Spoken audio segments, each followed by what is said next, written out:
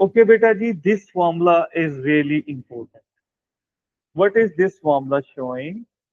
Okay, let's say Q node is the full charge which can be stored on a terminal of a capacitor. This is the full capacity, you can say, charge of a capacitor, and T is the time, RC is time constant. Time constant tells it is the time for 63% of time taken by a capacitor for it to be charged by 63% when starting from 0%, or time for 63% of a fully charged capacitor to be discharged by 63%. So I'm repeating, time constant RC is the time which is taken by a capacitor to be charged by 63% or to be discharged by 63%.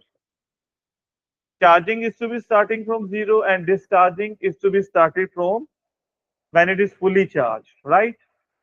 So Q is equal to Q naught e raised to power minus T over RC. R is resistance, C capacitor, both are connected in parallel. And Q naught is the full charge when it is a charge when the capacitor is fully charged on each terminal. And Q is the charge which is left after time t when a capacitor is being discharged. This formula is used when a capacitor is being discharged. It means when a, a capacitor is fully charged by Q naught charge on each terminal, then after a specific time, any time t, the charge which will be left, which will remain, the other will be discharged, the left charge will be Q. This is the relation between these two.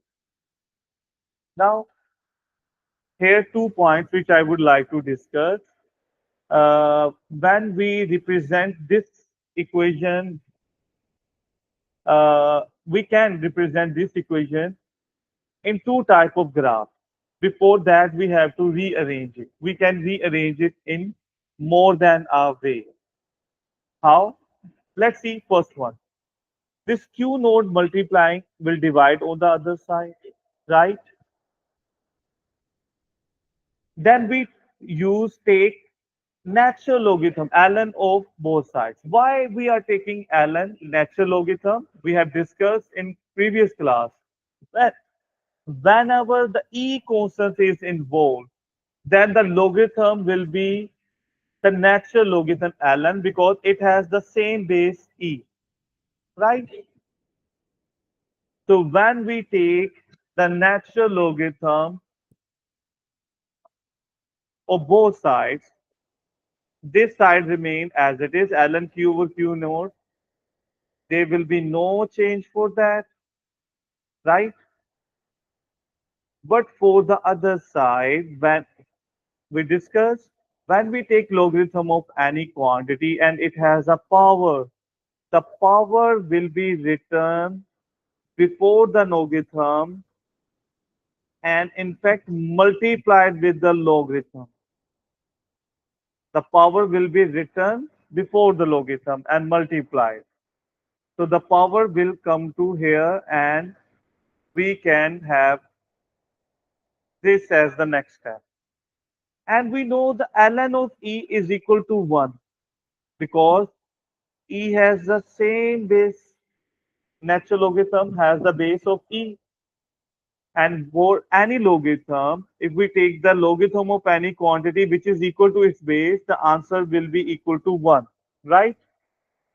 So ln E becomes 1 multiplied with minus C over I over RC. When you multiply any quantity with 1, the answer remains as it is, means it will remain as minus T over RC. Clear? So beta, there is one thing, ln Q over Q naught is equal to minus T over RC. Now we can rearrange minus T over RC as we can write it minus 1 over RC times T.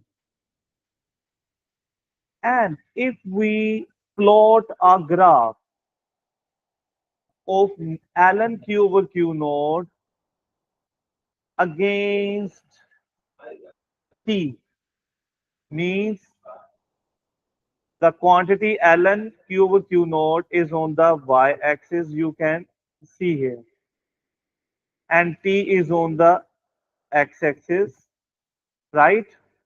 So what does that mean? If we rearrange this equation for ln Q over Q naught as y, it is on the vertical axis, na y-axis. So if we take ln Q over Q naught as y and T as x, the quantity which is multiplied with x is always the gradient. M is the gradient. So it means in this situation, if we plot a graph, what you have to learn is that ln Q over Q naught, then the gradient will be equal to minus 1 over RC. So RC can be rearranged as RC is equal to minus 1 over gradient. And let me tell you, RC is time constant. So we can, from this formula, from this graph rather, the time constant will be equal to 1 over minus 1 over gradient. So you use the value of values in the graph to find the gradient.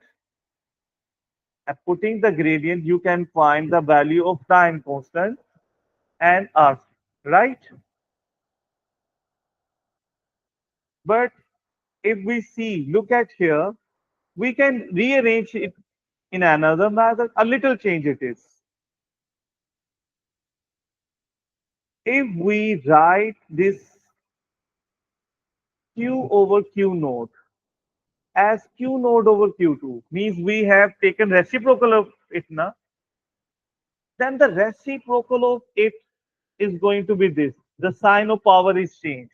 Means the reciprocal of 2 is 1 over 2. 1 over 2 can also be written as 2 raised to power minus 1. So beta, when the power is changed to negative, it becomes reciprocal.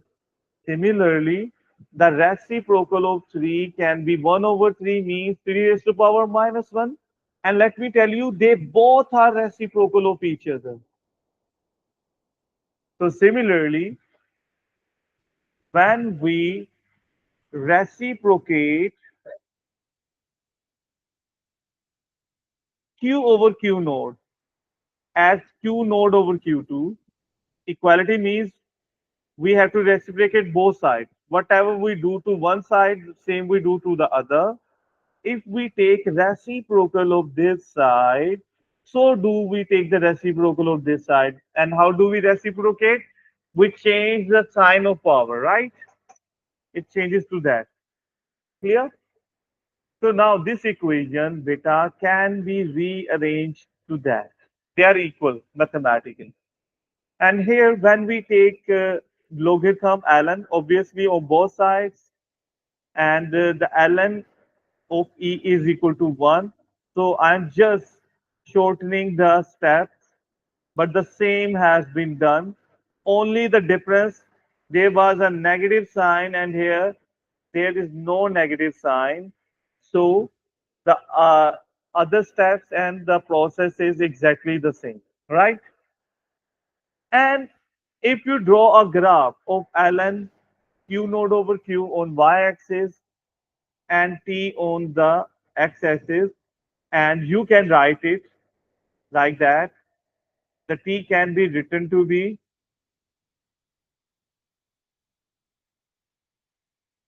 1 over rc times t. And here we have t on the x-axis.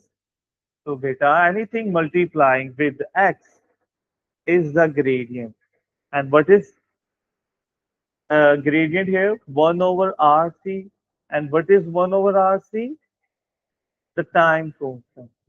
So beta, this tells this RC time constant for this graph will be equal to 1 over gradient. The difference is only of negative if you see in both the graphs. Here, the time constant was equal to minus 1 over gradient. And here, there is no negative. Clear?